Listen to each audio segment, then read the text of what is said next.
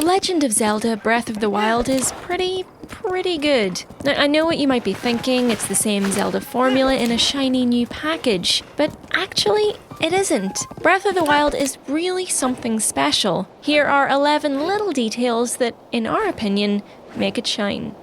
The physics engine is amazingly robust and convincing. Yes, a lot of fuss has been made over it already, but it's entirely justified. It's not just about pushing boulders over or blowing things up.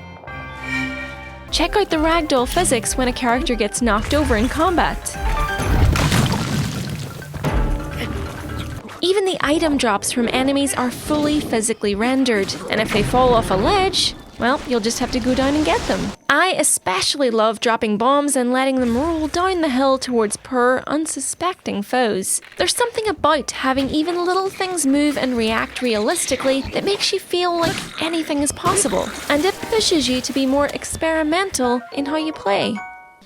Lots of the best stuff isn't signposted. There are several strands to the main storyline and plenty of side quests you pick up as you go. But so much of the most memorable experiences aren't signposted at all. You have to discover it all for yourself, or follow a hint or rumour from a character. The world is stuffed with secrets and Easter eggs, but some of the greatest moments in the game you'll stumble across with no fanfare and no build-up. So there's a wonderful sense that your greatest discovery yet could always be just around the next corner. It really brings back the sense of adventure to open world games, where often you can fall into a rut of being led around by the nose in a direct line to your next objective marker. In Breath of the Wild, there's even no waypoint marker to lead you to Korok Forest, a well-hidden major location that's home to the little tree people, and where a very important item resides. Oh, and try making your way out to Eventide Island in the southwest for an experience you won't forget.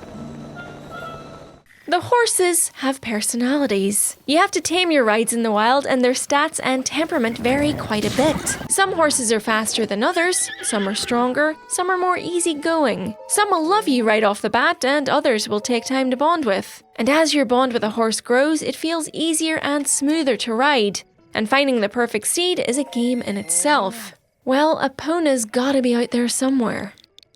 The music is beautiful. Of course, that's almost always a given with a Zelda game, but in Breath of the Wild there's even an amazing score that channels Studio Ghibli films. And it's wonderful how the music really does seem to change with your mood. Sometimes there's a lush full orchestra to make you feel full of adventure. Sometimes it's just a few sparse notes of solo piano when there's a touch of wistfulness on the air. The score is impressively diverse. The shrine music is dark electronica, there's Japanese and European folk music in there too. It's all very rich and atmospheric. Best of all, keep an ear out for all the nods to themes from past Zelda games. We're big fans of Breath of the Wild's take on Epona's song, for example. Listen.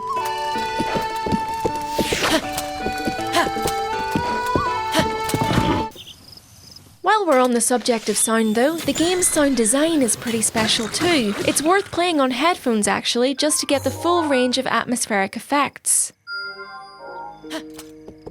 Listen to all the noises in the woods at night, from the crackling braziers to the foxes rustling through the grass. Weather is a thing in this game, and the complexity and detail in the sound design really helps sell that. Check out the rush of wind in your ears when you gallop a horse.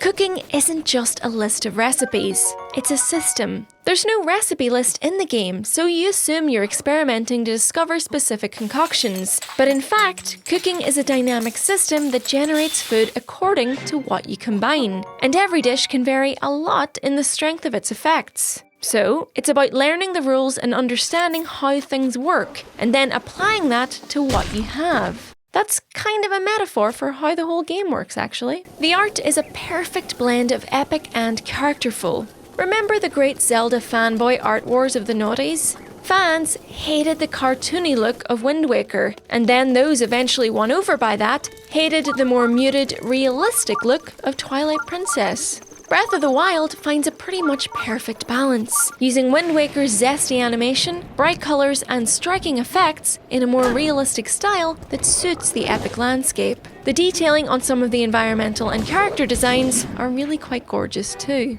Sometimes it's good to be less powerful. In most RPGs, you're always getting more powerful, so there's usually no sense hanging onto equipment once you've improved on it. Not so in Breath of the Wild. There's no experience, so Link's strength is solely based on his equipment. And because weapons break, you don't want to waste powerful items on low-level enemies. So it's a good idea to pick up humbler items for dealing with lesser foes. It's a whole new, flexible way to think about RPG progression, and it works. You're rewarded for thinking ahead. The Pyreups aren't what you'd expect. Zelda Pyreups are a time-honoured tradition, and while a few are in Breath of the Wild, like bombs, it's mostly all new stuff. For example, Magnesis lets you manipulate metal from afar, and Stasis is a weird power that freezes objects in time, but preserves any momentum applied to them. Some classic Zelda items like the boomerang and wand pop up as disposable pickups only, and sometimes a piece of armour will carry a buff or ability with it too. Zora armour lets you swim up waterfalls.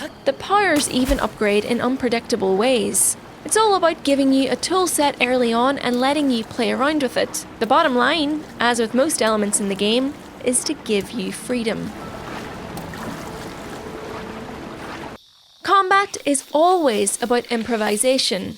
As in every Zelda, certain enemies seem to demand certain tactics, and there are useful combat techniques. But there are so many variables in Breath of the Wild: what you're holding, what your enemy is holding, what's around that you or the enemy can use. And what that means is fights rarely play out in the same way, or in the way that you expect them to. And it's often best just to get creative and improvise.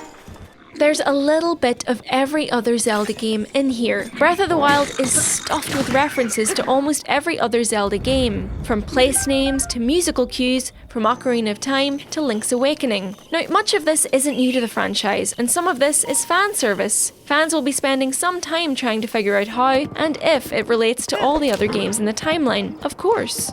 But it's also about Nintendo setting out to synthesize everything that people love about the series into one magnificent and modern Uber Zelda.